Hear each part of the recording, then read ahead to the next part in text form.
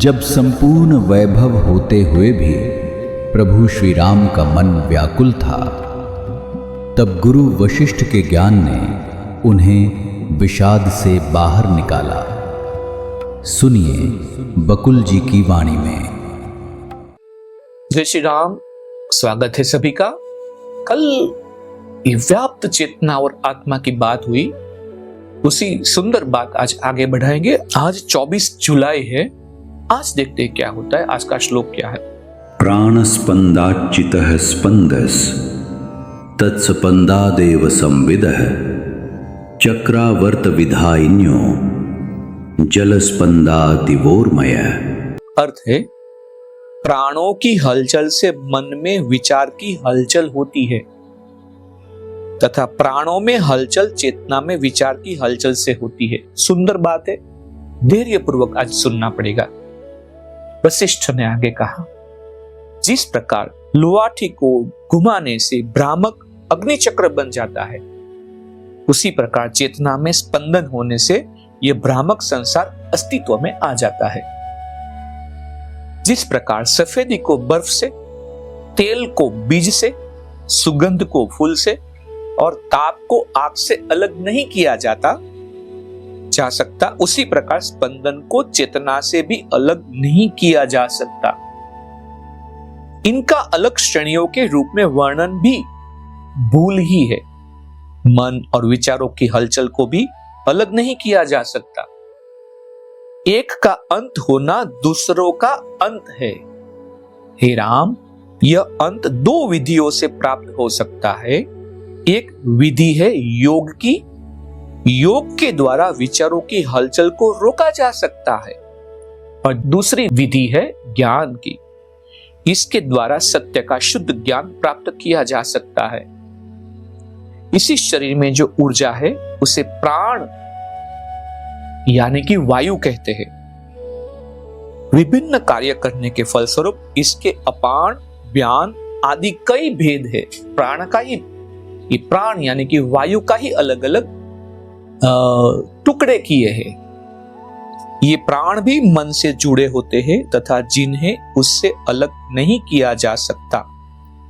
तथ्य यह है कि जब प्राणों की हलचल से चेतना विचार की ओर अग्रसर होती है तो उसे मन कहा जाता है। श्लोक का फिर से भाषांतर है। प्राणों की हलचल से मन में विचार की हलचल होती है। प्राणों की हलचल से मन में विचार की हलचल होती है तथा प्राणों में हलचल चेतना में विचार की हलचल से होती है। जिस प्रकार लहरें और जल की धाराओं की हलचल एक दूसरे पर आश्रित होकर चक्र बनाती है, उसी प्रकार ये दोनों भी एक दूसरे पर आश्रित होकर चक्र बनाती है। जब मन विचार की हलचल छोड़ देता है तब दृश्य संसार का भ्रम जाता रहता है। इसी प्रकार शास्त्रों और संतों के उपदेशों के निष्ठापूर्वक अभ्यास करने से, विगत जन्मों में वैराग्य की साधना से अथवा एकाग्रचित होकर एक सत्य का निष्ठापूर्वक अनुसंधान करने से, जब जिस क्षण किसी के हृदय की आकांक्षाएं और आशाएं रुक जाती है, तब उसी क्षण प्राणों की हलचल भी रुक जाती है। प्राणों की हलचल प्राणायाम के अभ्यास से भी सरलतापूर्वक रोकी जा सकती है। ऐसा एकांत में बिना किसी प्रकार के तनाव और दबाव के संभव है, या फिर ओम के उच्चारण के द्वारा बहुत सारी विधियां रीत बताते हैं। ओम का अर्थ समझकर निष्ठापूर्वक उसका उच्चारण किया जाता है, जिससे चेतना गहन निद्रा की स्थिति में पहुंच जाती है। अभ्यास के द्वारा श्वास इस प्रकार छोड़ा जाता है कि वह आकाश में विचरण करने लगता है और शरीर के अंगों को स्पर्श नहीं कर पाता, और इस प्रकार खींचा जाता है कि प्राणों की हलचल शांत रहे। श्वास इस प्रकार अंदर रोका जाता है कि वह लंबे समय तक स्थिर रहे। इस प्रकार प्राण रुक जाते हैं। इसी प्रकार पिछले छिद्रों को जिह्वा की नोक से बंद करते हैं और प्राण सिर के शिखर पर पहुंच जाता है। ध्यान का अभ्यास करने से विचारों की हलचल नहीं रहती। चेतना को इस प्रकार स्थिर करते हैं कि वह नाक की नोक से 12 इंच दूर रहती है।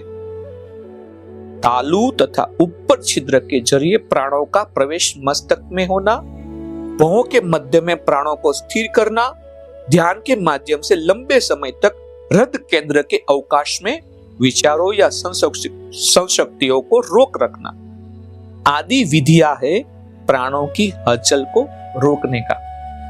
तो बहुत सारी विधियां बताई है, और ये विधियां अगर हम 2 बार 3 बार पढ़ ले, सुन ले, फिर भी हमें अकेले में खुद को नहीं करना है।